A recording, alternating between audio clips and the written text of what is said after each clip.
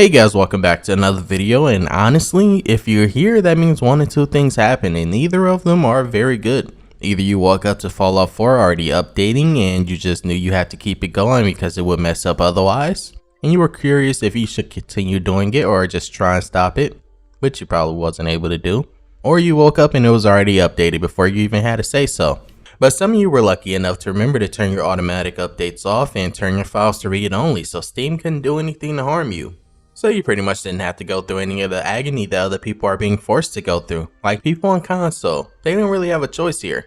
So all those mod lists are pretty much ruined for now. But today we're just going to go over if you should update or why it isn't really worth it. And if Bethesda ruining years of old mods that haven't updated in years that require script extender was worth it as well. But I guess we'll get into that right now.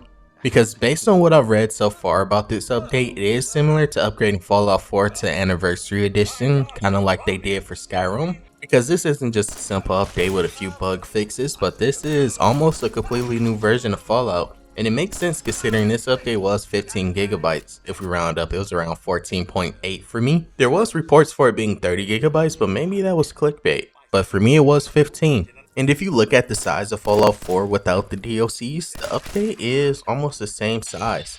So you can kind of assume how much this is going to change. The only sad part is that I had to update my game just to test it for you guys. But I mean, it wasn't that bad. You guys are worth it. Just so you guys don't have to suffer. I mean, I did back up my old Fallout 4 files so I can just replace the newer ones with the old ones at any time to play with my mod list again.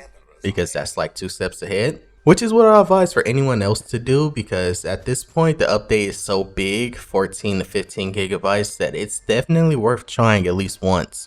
And because if you don't update your game, you will never be able to experience one of Fallout 4's biggest fan-made DLCs, called Fallout London. Fallout London was actually very close to the real release date, which is kind of sad to hear, but with this update they had to delay quite a bit. They haven't given a new release date for it because it's kind of impossible for them to do that, considering it relies on Script Extender, which also doesn't have a current release date, and also relies on a bunch of other mods that also don't have a current release date.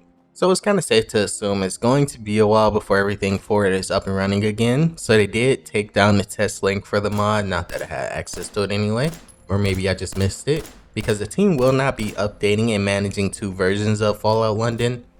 Because this project is huge and that will put a lot of strain on them, especially considering how long it's taking to get out anyway, so imagine having to manage 2 versions of it instead of 1 now. It's kind of sad to hear that they won't be supporting the older version anymore, but at the same time that's also a good thing, because with the new update that means that a lot more mods that weren't previously being updated is probably going to get updated, or maybe they'll be abandoned. Kind of like a 50-50 right now, but we'll see. Fallout London is pretty much one of the main reasons I even came back to Fallout 4. I didn't hear about the update until it was about 2 to 3 weeks off after the TV show. That pretty much just goes to show you how much I stayed in myself, because I pretty much live under a rock. And I don't regret it at all. Big positive of this update is that Fallout 4 is not like Skyrim at all, where Skyrim relies a lot on Script Extender, but a lot of mods on Fallout 4 don't actually need Script Extender. So if the unofficial patch actually updates, which a lot of mods do rely on, a good chunk of mods will be back up and running. So you won't have to worry about not being able to mod for a while.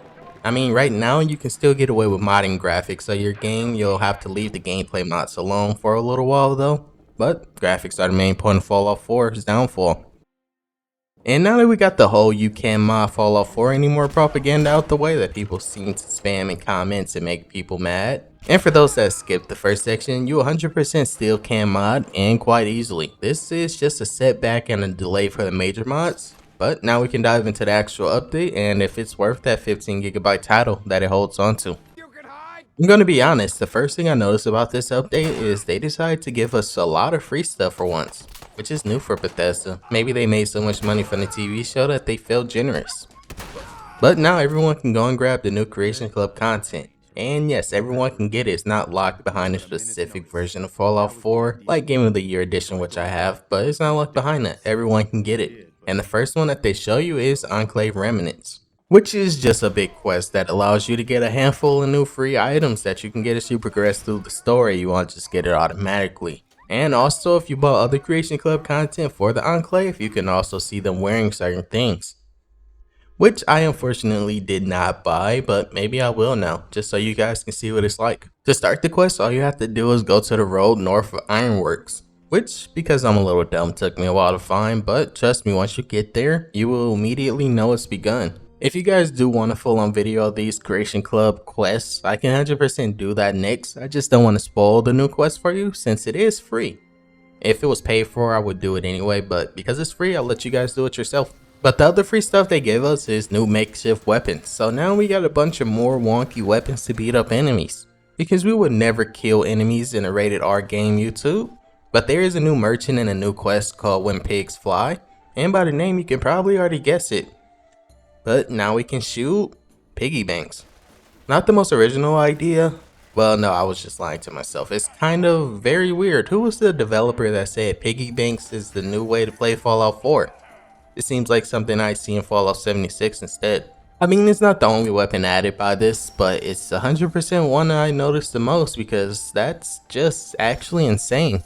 But there's also the Halloween workshop now. You can actually expand on the Halloween side of Fallout 4. It might seem kind of weird considering they did that in April, but when the bounce fell, it was Halloween in Fallout 4. I mean, the show did change it to May 28th, which is actually coming. I wonder if that was trying to give us a tell on something. But I mean, if the show says May 28th, then it was the 28th because Todd said it was canon. Can't argue with Halloween being in May. But at least now we can actually decorate our settlements to fit the occasion. Just like the previous editions, you do have to start a quest to get these items though, which is called All Hallows Eve, which you can find by turning your Pip-Boy to the mysterious signal, which I never really do. This is like a first for me.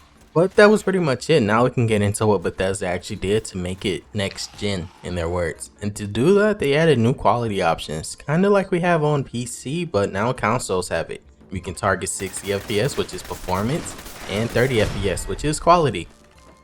Performance is probably what I recommend for consoles since I know you guys are going to ruin your FPS anyway, which is what I do by modding it.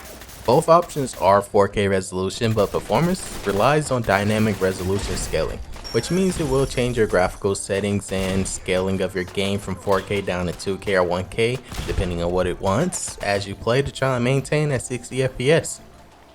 And if it can't, it'll try and maintain whatever highest FPS it can, which won't look too great for you while playing if you have too many mods. But maybe it'll help considering Shadows are Fallout 4's biggest FPS drainer. But quality mode doesn't have that issue, it just sticks straight to 4K and it keeps that. And if you don't have 30 FPS, that is on you, pretty much is what it's saying. But this also came with releases on Epic Store and widescreen and ultra widescreen support. Which I'm not going to lie, I thought it already had, but I guess I was wrong about that. But hey, at least we can mod on the Steam Deck now. But word of advice, do not buy Fallout 4 on the Epic Store. Because you just shouldn't. Save yourself that headache because 90% of people playing Fallout 4, and at least in 2024, play it to mod. And you cannot mod on Epic Store like you can on Steam. So just please, I am begging you to not buy it on the Epic Store because you are going to cause issues for yourself and mod authors. Which leads to headaches. And leads to people getting yelled at. So try and avoid that issue. There are also some small bug fixes at the bottom of the update list that Bethesda did, but they aren't really worth mentioning because most of the fixes that they did is already fixed by mods. But I guess just for the video, here's a list of the bug fixes just so you can see and read them, I guess. There's also that funny part when you scroll all the way down. I was looking for what PC got since console got quite a bit, but I mean console definitely did need it. But then I just saw one small line for PC. I guess PC already got enough and it wasn't worth doing much for us this time. But that's fair, I guess, considering every time that they update something major like this, it's never just one update. They always follow it with a bunch of more small updates because they always break something. I guess that's just how Bethesda works. In total, this update added about 9 free Creation Club content that can be used with other Creation Club content. Not going to lie, I wish they did add the military backpack to that because I kind of love using that. But I guess they weren't making old Creation Club content free, just a new version. But this update was 100% more so for consoles than it was for PC. But I guess they couldn't just give an update to console and not also do one for PC because I guess that wouldn't just be fair in Bethesda's eyes. But hey, free Creation Club content. I feel like Bethesda knew it would cause havoc with this update like they did with Skyrim, so they threw in free items like a doctor giving candy to a child after giving them a needle shot. I'm not going to say this update was needed though, it was definitely fine without it. But this update definitely did some good rather than just causing complete destruction. But I do hope this is the last update for a while, because otherwise things are going to get crazy.